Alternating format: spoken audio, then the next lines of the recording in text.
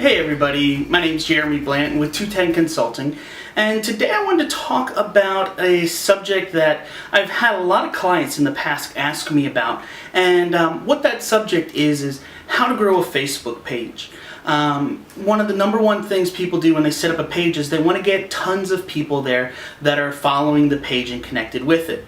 And so first what I wanted to do is go through a couple ways that I found that are not the best to do.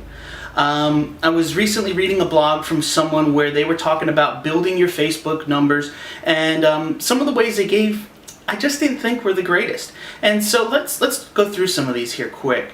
One of the first one is go join a group where they have a insert your Facebook page and follow all these and I'll follow yours. Kind of sounds like a linking scheme to me, and that didn't work too well for search engine optimization. And this same type of scheme or scam, I don't see it being of value to your Facebook page. And here's why. What does it matter if you have 1,000 people there that have only joined because you followed 1,000 other pages, and those people then came back and did it just to get you to join theirs? They're not going to come in, they're not going to interact on your page, they're not going to buy product, they're not going to communicate and comment and like things and share it with their friends. So what value does that really hold? Not much at all. The second thing that I've seen is they talked about in this blog post that you should go to other business pages in your local area as your business page, since Facebook now gives you the option of commenting as your page, and leave comments there. And when you're leaving those comments, to make sure you leave a link back to your page. Well, personally, that's kind of like when somebody goes to your blog and leaves a link back to theirs. I consider it spamming and really bad etiquette for online, marketing. And so that's probably not going to bring you many fans either, because you're going to just really tick some people off, and it's not going to be very helpful for you. More than likely, your post is going to get deleted off of their page, and they're going to block you from ever coming back. And they might even tell some of their friends, hey, look what this jerk's doing over here. They're, spamming my wall. So that's not a good option either. The third one that they talked about is to use that suggest button and suggest to friends. Now, I have to admit, when I'm starting up a page, I will go through and suggest the page to some of my friends. But the only reason I'm doing that is I'm trying to get the 25 likes that are needed to get my custom URL.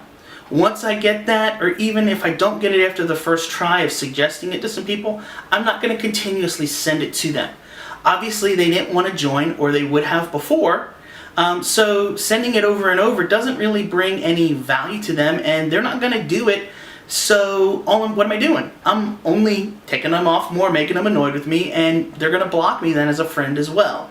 So those are three ways that I see that aren't very good. So let's talk about some that you can do that might be a little better.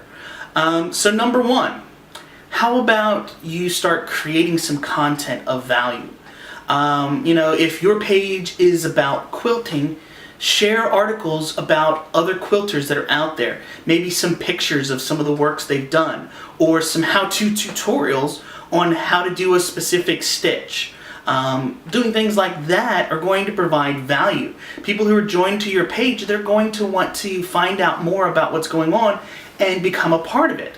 I deal a lot with real estate people, and the second tip that I'd give is create a page that's going to be of interest to people. Creating a page that's called Joe Smith, Realtor in Kansas, isn't going to make many people join. You might get your friends to join, you might get your family, and possibly a few clients that you begged, but they're not going to come. If you create, though, that page that gives value and interest, make it, about your community or about your area, or things that you love about your area, something that piques their interest, people are going to join. They're going to communicate. They're going to start to interact there. The third tip that I would give you is ask questions. I asked a question earlier today on my page, and I've seen some great responses already come in and some great interaction. And that simple question was, when you're signing up for a new application, what do you use as your platform? Do you use your email? Or do you use Facebook? Or do you prefer to use Twitter? And people came in, they started to answer the question. And when they do that comes the second part of this, which is you have to respond to them. So if somebody comes in and they say, I love to use Twitter, go back and ask them, well, why is it you do that? Is it because you like the fact that it's only using your Twitter stream and it might put something out there? Or is it you're afraid that it's going to spam out to Facebook?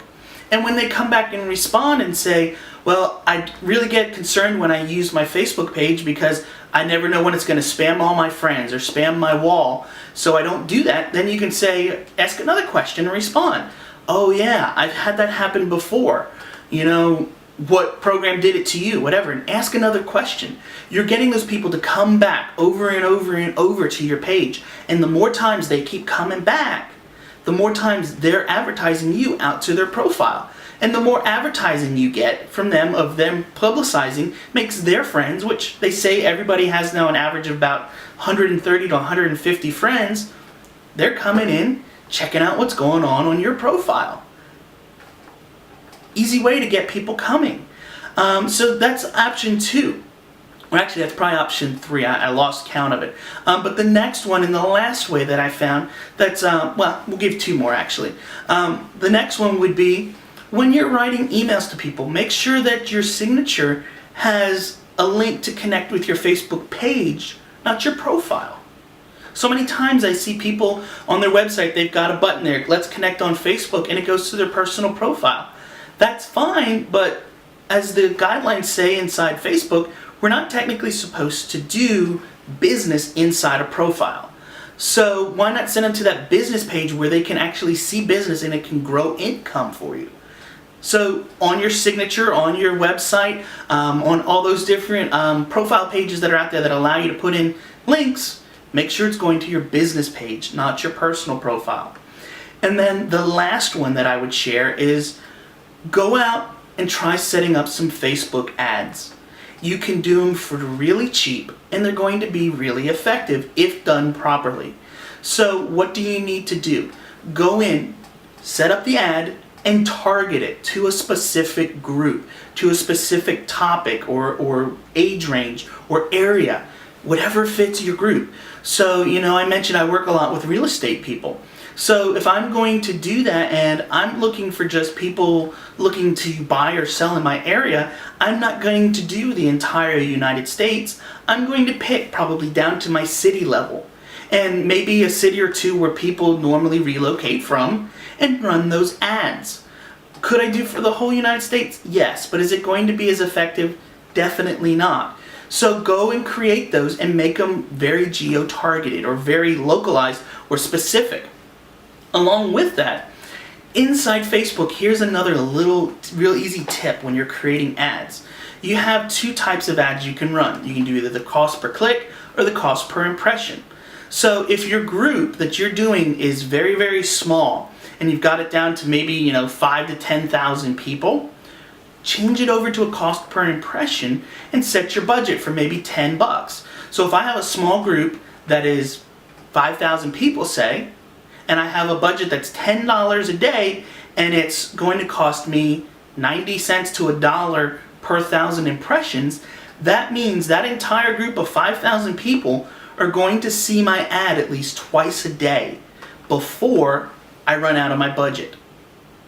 Pretty good way to get exposure out to people, right? Well, let's talk the other way a minute. Maybe you have a little bit of a larger group and you want to attract them. Well, what you want to do then is you want to use a call to action inside your ad. So why not create an ad if it's for 45, 50,000 people in your city, and say you're that realtor? Why not create an ad that says, work with the best realtor in Charlotte, North Carolina. Call me today and put your phone number. That call to action says call me, not click. You're only being charged when somebody actually clicks the link to go over to your website. So if they're picking up the phone and calling you, it doesn't cost you a thing to run that ad. And so you're going to get a lot of exposure, a lot of contacts coming to you for virtually nothing. And so you can set those up, build Facebook pages that way, set your ad to drive people to those pages and join, and you can do it for virtually nothing. So there are I think 3 ways not to do it, and 4 or 5 ways that you can use Facebook to grow your page. Because remember, the number one key to all of this is this: if the people coming aren't interacting and aren't participating, it does no value to you. You're better off to have a small group of maybe 50 to 100 people that are highly active than to have 5,000 that nobody ever reads it, nobody ever comments on. So I hope this helps, and if you have any questions, please leave it in the comments below.